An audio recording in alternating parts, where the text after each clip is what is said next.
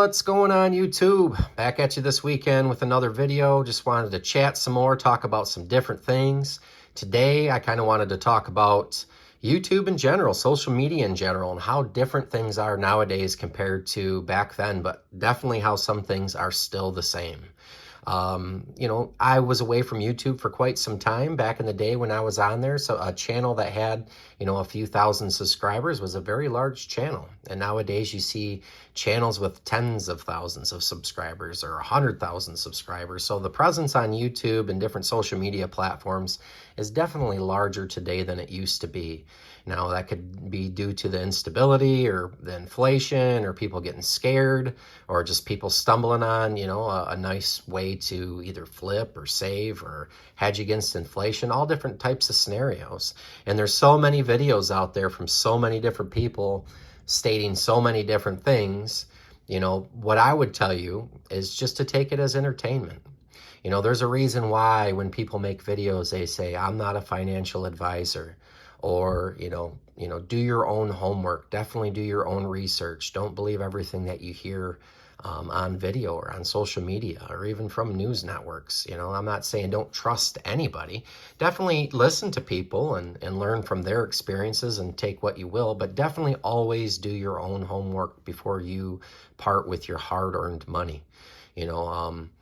Back in the day, like I stated before in previous videos, I pretty much just did unboxings because at the time I didn't have a whole lot of experience flipping and buying and selling, and I didn't really feel like I was qualified to give any advice. Now, I'm definitely not saying that I'm qualified to give you guys advice today, but I definitely feel more comfortable sharing with you guys what I've done and what I've seen over the years, because I've definitely paid attention to the precious metals and, what has worked for me, what hasn't, what I've made money on, what I haven't made money on. So I will share those things. I'm definitely not a financial advisor. If I tell you that something worked for me, I would definitely say still do your own homework. I'm definitely not telling you to listen to me and try to pattern your stacking after me. Please, by all means, take my tips and tricks that I share with everybody and see if that can work for you. There's so many different ways to stack or flip or get into precious metals, and YouTube and other social media platforms, I look at it as a form of entertainment. It's entertainment, and I say it that way because everybody's situation's different depending on what you're purchasing, what you have access to, what types of local coin shops you have. Most people can, we all have access to AppMex and JM Bullion and places like that, but there's still a nice large percentage of people that don't feel comfortable with that, especially with metals where they just want to do, cash exchanges for whatever their reason is. And that's perfectly fine too. And of course, with the social media always comes different opinions, right? So you always have to be careful when people are, either trying to sell you something, trying to get just clicks, clickbait, titles, things like that. That I'm definitely not a person for drama. I like to chat. I'm super easygoing. I don't talk negatively about anybody. That's definitely not what I want to do on my YouTube channel. And I understand that there's varying different points of view when it comes to precious metals, and that's perfectly cool. And I really like to listen to everybody else's experiences. I definitely know that I don't know everything. If you feel like you've known everything, then that's your first clue that you don't, right? So always keep that in mind, guys, when you're out there, whether you're new or you're old or you see something exciting. For instance, I'll tell you back in the day when people talked about precious metals on YouTube, if you talked too much about it, you were labeled as a silver pumper, you're crazy. Or if people talked about anything other than the cheapest silver that you could get your hands on, that you're just trying to sell something, or you're leading people astray, or you should only purchase this or you should only purchase that. So if you hear people talking about or talking like that and using those terms, this is always what you should do, I definitely wouldn't listen to those people. That's all I'm saying. That's my 2 cents. And that's kind of, I'll listen to what they have to say and I'll take that into consideration. And I think we all do that. We'd like to listen to people, see what they have to say. There's people out there that, whether they're coin shop owners or they're larger channels on social media, or they're people that show you large stacks of money or whatever, and they say, this is how you're supposed to do it. It's hard not to, take notice of them and say, hey, how are they doing that? How are they getting all that stuff? How are they growing their stack so fast? Maybe I should do what they're doing. But we all know that things are cyclical in precious metals. One day, one thing may be a great buy, and then, a month down the road, next week, next year, it may not be the same. The market may have changed. Supply and demand definitely, drives this market, especially the physical market, depending on what's hot. I've seen, we've talked about eagles getting hot, high premiums, low premiums. We talk about 90%. 90% is pretty hot right now. The premiums are really high on that type of stuff. And I think it just has to do with supply and demand, or a lot of people out there, thinking that they may need it for bartering, or, we talked about this before. There's so many different types and different ways to do it. And what brought this video on today was I came across a video where I was watching, and I really enjoy the channel. And this is by no means negative, guys. This is just one example, and I like to bring examples about what I'm talking about. I was watching a video that was stating, it was talking about generic bullion or stuff like this, 90% versus graded stuff. And it's a bigger channel and everything, and again, I like the content. I'm definitely not saying anything negative about it, but they were on there talking that bullion, or 90% junk silver like that is always, they kept using the word always, the better return on investment, always the better ROI. You always want to do that compared to this. This is more like collectability. You're always going to do better with this. And when I hear things like that, you know what I'm saying? I try to listen and have them explain to me why it's always the best idea. Well, and this is just one scenario. I mean, there's so many different scenarios with stacking, but I thought to myself, well, okay, well, in my own experience, I look back and I purchased lots of, circulated Morgans and peace dollars and things like that back in the day for like $20 a piece. And now they sell for, you can go out and buy, even with the high premiums on them right now, for, under $30. So, they 20 or low 20s, and now they sell in the high 20s. And, back in the day, just a few years ago, places like APMEX and JM Bullion, Provident, you could buy these MS64 common dates all day long for $54.99 a piece. And I bought quite a few of them. And I have some videos back in the day where I was filling up a PCGS box of graded Morgans, and I filled that up, and I ended up buying some more because I like to diversify and such. But my point here is that these were $54.95 or $54.99 or whatever it was for a long period of time. There was lots of them, and like I stated, the supply and demand kind of changes the pricing. And 63s and 64s were at a price point where a lot of people will pick these up. Well, these today, if you go on APMEX, are $99.99. Or if I go into my local coin shop, all these common date 63s and 64s have doubled in price. So that was my experience. So when I was watching this video and I'm like, well, hey, these went up a few bucks, these pretty much doubled in price. So I didn't really agree with this is always the best investment, always the best ROI.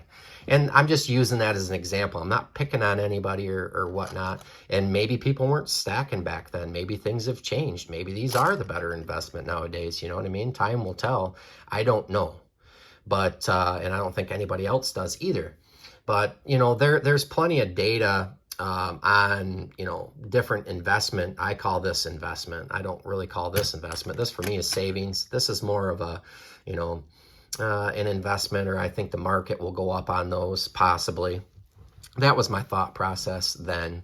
I wanted to pick up at least MS64s because, You know, I just thought that was a good choice, and there was proven a track record if you look through the gray sheets, and most everybody are familiar with gray sheets, or you can go on websites that are free if you don't have access to the gray sheets, and they have tracking of the percentages on how these have increased in value over time. So that's something, that's just a tool for the toolbox to look at. But I know I'm rambling here a little bit, but I just wanted to use that one scenario that I came across this week with, just, you know, when you're out there listening to these people and some of these larger channels and all these people that seem to know what's going on, and, you know, they're really pushing hard in one direction or the other. It may not always be the case. You know, not everybody's right, not everybody's wrong, and, you know, maybe they have good reason to tell you that, and sometimes maybe they're just trying to sell something too. You know, in this channel, Silver Supplement, I've had this for a long time, and a lot of you guys, most of you guys know, obviously, that I have a silver business, Baycitybullion. And, you know, I try not to mix the two too much. I'll show off some of my stuff sometimes, but I'm definitely not on here trying to sell you guys anything. Because we all know when people are trying to sell you something, they're biased towards it, right? So I'm just basically on here trying to give you my opinions and what has worked for me and what hasn't worked for me, and just different things that I see on social media, and me dipping my toes back into YouTube and trying to get used to all these new faces and new people. And, you know, sometimes I chuckle a little bit. And again, I'm not picking on anybody, but, you know, with the clickbait stuff, and sometimes it's good, sometimes it's not. Sometimes they'll clickbait you and they'll get you, you know, but other times they'll have a clickbaity title and it'll have great content, you know. And nowadays with the social media platforms and the number of subscribers, people are out there, you know, they're making money on YouTube, and they're being able to supplement their income or their stack. And I think that's awesome. I'm definitely not talking negatively about that. If you're out there putting out content, putting in the work, you know, there's lots of great channels out there that do that, and they share a lot of things, and I get great entertainment and great value out of them. You know, I don't see a problem with them making money off of YouTube if they're able to. I think that's awesome. So I'm definitely not talking negatively about that. The other thing that I wanted to bring up today too, just talking about the different things and the different markets and money going up and going, or spot price going up and going down. Sometimes it's cool to have a diversification with things like this, because with spot coming down, these really haven't come down too much. And same thing with the vintage. You know, I'm always talking about the vintage, and it probably sounds like I'm pumping vintage and telling you that's the best way. No, it's not the best way, but it's worked for me. You know, back in the day when silver was a little bit cheaper, before we spiked up into the 20s, you know, I would go into my coin shop and they'd have stuff like this. Sometimes I'd get it the same price as generic. Sometimes I'd have to pay $2 or $3 premium higher than what their premium was on the generic. And at the time, when you're talking $15, $16 silver, you know, if I could go in there and load up on 10-ounce bars, you know, for say $17 an ounce, $18 an ounce, a lot of people would turn away from stuff like this if the guy wanted $20 an ounce for it, pay an extra $2, $3 an ounce. But nowadays it's worked out really well for me, guys, and I'll share with you. You know, I've stated before, I have quite a bit of vintage, and making your stack work for you, making, you know, trying to protect the dips with premiums. That's why we diversify. That's why I diversify. And recently I was able to liquidate a little chunk of my vintage. I parted with, you know, right around 500 ounces of it, liquidated right around 500 ounces of it. And I was able to accumulate enough money to go out and purchase. I haven't purchased it yet because I'm still watching the prices, but I've accumulated enough money, even if spot goes up a few bucks, to get myself 1,000 ounces a shot. So I was able to take those vintage bars, take that 500 ounces and turn it into, you know, at least 1,000 ounces a shot, and still have some money left over for more opportunities that may come up, whether sales or deals or opportunities at my local coin shop. So that was one big win for me. I'll definitely not ever part with all my vintage just because I have such a passion for it. But sometimes, you know, I felt the market's low enough now to where I would like to capitalize on some of those premiums because they're holding very well. You know, if silver goes up, you know, the price of them will go up a little bit. but those premiums are kind of built in. You know, if you're getting 40, 50, 60 or whatever an ounce right now out of some vintage stuff that you don't have much money in, to me, it's a no-brainer to go ahead and, you know, if you can double your ounce count or make a nice profit, even if you can't double, if you can make a really nice profit and increase your weight, if you feel like the market's down a little, which I kind of feel it is, you know, me personally, I feel the market's down a little. So I went ahead and capitalized on that. And so that'll be cool. I'll take my 500 ounces, I'll pour me up some bars and throw it back into my stack. And the excess, you know, I'll either do the same thing, throw it back into my stack, or since I have a silver business, I'll go ahead and pour it and turn it into more profit and more premium and be able to grow my stack that way without having to put any money out there. You know, always talking about making your stack work for you. There's definitely no shortage in ways to make money in precious metals. You know, I talk about it constantly. Not everybody's comfortable with that, and that's perfectly okay. You know, there's different people that do different things. There's a gentleman out there, been out there on and off on YouTube over the years. You may know him, BSO. You know, he's really big into jewelry. He'll go to the flea markets and different places and pick up sterling scrap, jewelry pieces. He'll either clean them or cups or whatever, and he'll resell them either in a store, resell them in a store or on eBay, or he'll break them down and turn them into rings and make profit that way. And then he'll put his money back, and all the profit he makes, he can add ounces to his stack without having to take any money out of his pocket. So there's you know, that's just a couple different scenarios, guys. But I would always look at that, you know, I feel comfortable when I feel the market's low to go ahead and increase my ounce count. If I don't feel it's at a bottom, like I stated in my last video, I don't go out and buy lots of generic, but that's me. I know I'm a little different since I make my own silver, and I can get it a little bit cheaper by doing it that way. So that's definitely not the same for everybody else. But when I feel prices are high, when prices were, you know, in the upper 20s and premiums were kind of out of control, I bought zero generic.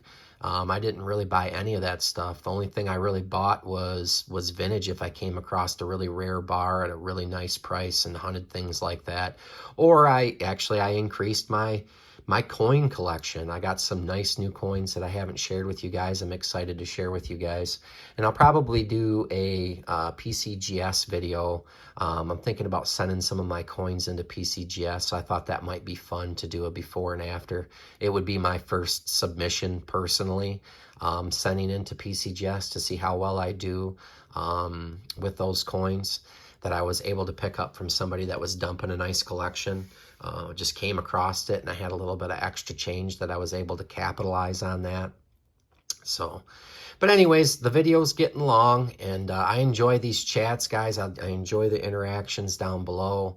Again, you know, my point today was we all have different things that we're able to purchase depending on where we're at, what our coin shops are, different ideas of how to do it, what to do, when to do it. And that's the fun part about precious metals. Just don't get too caught up with, you know, there's only one right way to do it, because there's not. You know, there's so many people out there that definitely say that there's no wrong way to do it. What I usually tell people to do the least amount of damage if they ask me for advice. The easiest thing for me to tell you is just to buy the cheapest silver that you can get your hands on. That's pure. You know, that would be the most, you know, common sense advice that I could give anybody. If you're not wanting to get into, like Luz and Louie told me, with advanced stacking strategies, I would call it maybe advanced, or once you get used to the markets, or you get used to what things sell for and how to sell, and you get some experience under your belt, maybe you can get into a little bit more of the flipping once you do a little bit more homework. But if you're new and you're starting off and you definitely have some money that's free, and you know, you already have everything else squared away, credit cards and things like that, then, you know, I would go ahead and give the advice. Go ahead and pick yourself up some. Don't go too crazy. Don't buy too much too fast. You know, try to buy the best deals that you can, as close to spot as you can.